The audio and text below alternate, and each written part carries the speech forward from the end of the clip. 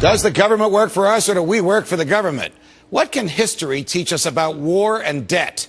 Tonight, the decline and fall of the Roman Empire and the future of America. The Roman Empire began as a kingdom in 753 BC, and by 500 BC it had a representative form of government. A few hundred years later came Julius Caesar, a Roman general, who bucked the Roman Senate and started a civil war that ended up with him as the emperor. By the 2nd century AD, the Roman Empire encircled the entire Mediterranean and went all the way up to Britain. Also by the 2nd century AD, the output from Roman silver mines had peaked. Silver was used to mint Roman currency. It was also traded for silk with India and China. The Romans were duped by their lust for luxury. While silk was perceived as a luxury good by the Roman elites who imported it, it was worth much less than the silver that they exchanged for it. So what did the Roman emperors do once the availability of silver for currency began to decline?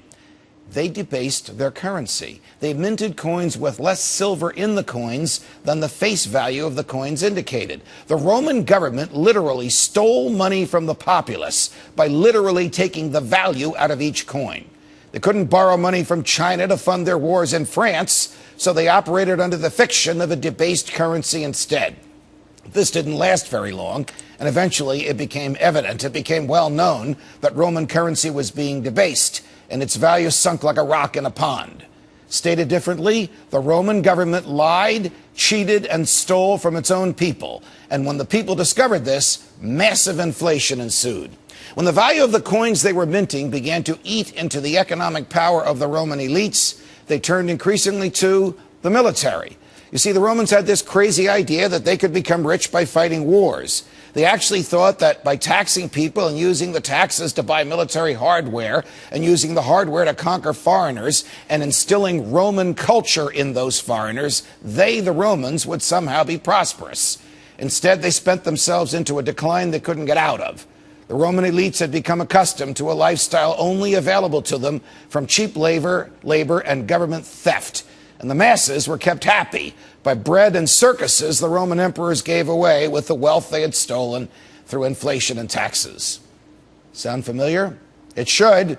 The United States is the most powerful force in the world since the Roman Empire. We have 900 permanent military installations around the world, and we are going down the same road that the Romans did. We are expanding our empire through wars of choice. We are devaluing our currency. We are allowing the government to bribe us with the money it has taken from us. But unlike the Romans, the Federal Reserve doesn't even pretend the dollar is backed by anything other than the government's word. The government's word. Now, who would trust that?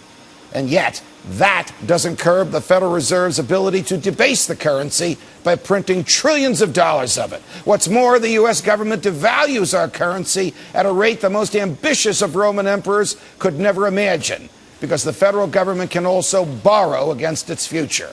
In the Roman times, there was no borrowing. There was no such thing as credit cards. But the federal government has a credit card. Right now, it has used up its $14.3 trillion line of credit. President Obama wants to extend that for nearly the 100th time, this time up to $17 trillion, so we can go down the Roman road of decline a lot faster. We have wars of opportunity in 5 countries, none of which were declared by Congress. We have a president who tells the people he is bringing the troops home, and generals who don't like it, and economists who advise the president that war is the health of the state. And we have a president who, even as I speak, is dining at the most expensive restaurant in New York City with folks who are paying $38,000 a plate to be with him, whom he once called fat cats, while 1 in 7 Americans is on food stamps and 1 in 10 adults is out of work. Will we learn from history, or will we join the Romans in the dustbin of history, a history of once great peoples who sent themselves into oblivion? Want to spend into oblivion like the Romans? Just raise the debt ceiling and keep the borrowing up. Want to stop the madness? Just say no to more debt. It's up to us. It's up to you. From New York.